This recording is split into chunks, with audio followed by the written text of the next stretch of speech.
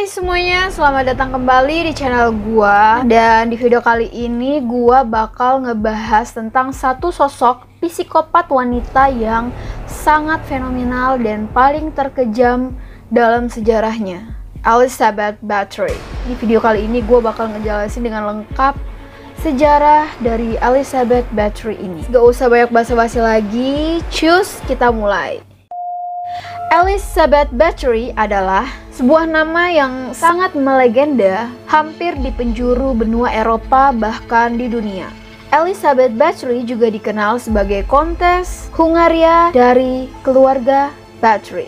Elizabeth Bathory terkenal sebagai pembunuh berantai dalam sejarah Hungaria dan Slovakia dan diingat sebagai wanita yang mempesona akan kecantikannya. Namun bukan karena legenda kecantikannya yang membuat Elizabeth terkenal, tapi dikarenakan dia merupakan seorang pembunuh berantai terbesar dalam sejarah. Tercatat kurang lebih 650 nyawa manusia melayang sia-sia di tangan Elizabeth. Ini adalah pencapaian rekor sebuah kasus pembunuhan berantai yang dilakukan oleh seorang individu dengan memakan korban yang sangat banyak. Pasti kalian penasaran kenapa Elizabeth melakukan hal tersebut dan apa motif Elizabeth Bathory melakukan hal tersebut. Mari kita bahas satu persatu. Jadi si Elizabeth Bathory ini lahir pada tahun 1560, kurang lebih 100 tahun setelah Vlad the Vampire the Impaler Dracul meninggal. Orang tua Elizabeth bernama George dan Anna. Orang tuanya adalah seorang bangsawan, kaya raya dan merupakan salah satu keluarga ningrat yang paling kaya di Hungaria pada saat itu. Keluarga besarnya juga terdiri dari orang-orang terpandang. Salah satu adalah sepupunya yang menjadi Perdana Menteri di Hungaria pada saat itu.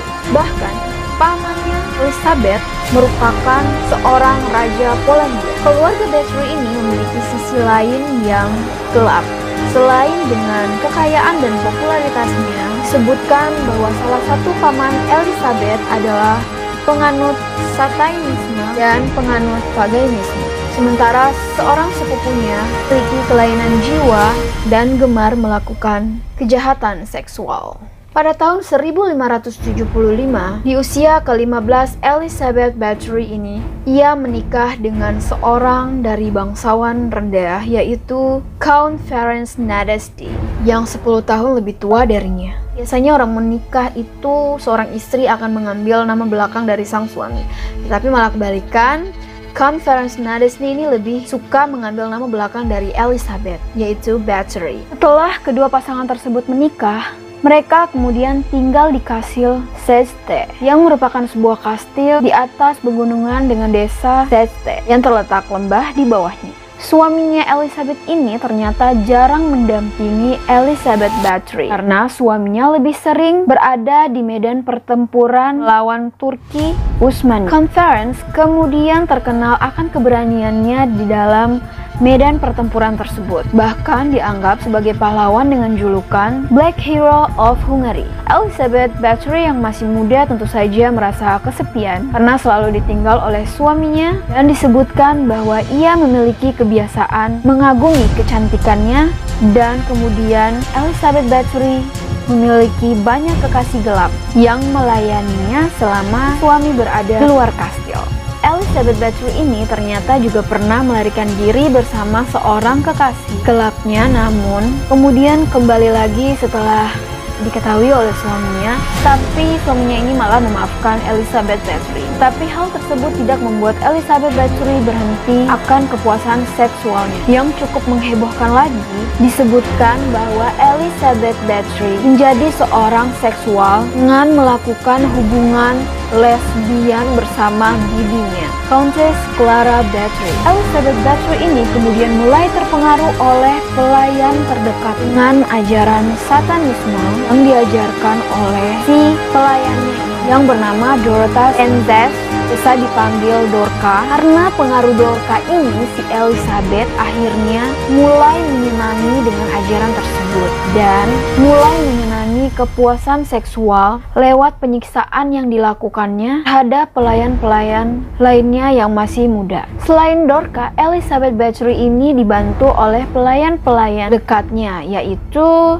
Suster Ilona Ju, pelayan pria Johannes, dan seorang pelayan wanita bernama Anna Darfula yang merangkap sebagai kekasih Elizabeth Bathory ini. Bersama para kekasih dan pelayan-pelayannya tersebut, Elizabeth Bathory merubah Kastil Seste menjadi pusat teror dan penyiksaan seksual. Para gadis-gadis muda yang menjadi pelayannya disiksa dengan berbagai bentuk penyiksaan seperti diikat, ditelanjangi, lalu dicambuk, dan juga menggunakan berbagai alat penyiksaan lainnya yang menyakiti bagian-bagian tertentu dari para pelayan tersebut. Oh my god, dia sadis banget, Wak. Pada tahun 1600, suaminya Conference Nadesti atau Conference Bathory ini meninggal dunia. Bukan dalam pertempuran, tapi karena sakit yang dideritanya, dan di masa itulah era teror dimulai. Memasuki usia 40 tahun dari Elizabeth Bathory ini, dia mulai merasakan bahwa kecantikannya ini mulai memudar. Kulitnya mulai menunjukkan tanda-tanda penuaan dan keriput, benarnya lumrah pada usia tersebut. Tapi karena Elizabeth Bathory adalah pemuja kesempurnaan dan kecantikan, dia akan melakukan apa saja demi mempertahankan kecantikan. Sampai saat itu, dengan tidak sengaja seorang pelayannya sedang menyisir rambut Elizabeth yang terlalu keras dan tidak sengaja menarik rambut Elizabeth. Akhirnya Elizabeth Bathory mulai marah dan kemudian menampar gadis malang tersebut, dan pada akhirnya darah dari gadis tersebut memancar dan mengenai telapak tangan Elizabeth Bathory. Pada saat itulah Elizabeth Bathory merasa bahwa darah dari si gadis ini membuatnya menjadi muda. Serta-merta dia memerintahkan dua orang pelayan, Johannes Ujfari dan Dorcas, untuk menelanjangi gadis tersebut, kemudian menarik tangannya atas bak mandi dan memotong urat nadi gadis tersebut. Seketika gadis tersebut yang meninggal karena kehabisan darah, Elizabeth Bathory segera masuk ke dalam bak mandi yang sudah berisi darah dari gadis yang tadi untuk mandi berendam di dalam situ. Karena semua pelayan mudanya telah mati, Elizabeth Bathory mulai merekrut gadis muda di desa sekitarnya untuk menjadi pelayan kastil. Dan nasib mereka semua juga sama, diikat di atas bak mandi, kemudian urat nadi mereka dipotong hingga darah mereka menetes habis ke dalam bak mandi tersebut. Elizabeth Bathory ini seringkali berendam di dalam kolam darah sambil menyaksikan gadis yang menjadi korbannya. Ia menyaksikan gadis yang sekarat karena kehabisan darah sampai kehilangan nyawa, dan dia merasa bahwa hal tersebut sangat menyenangkan.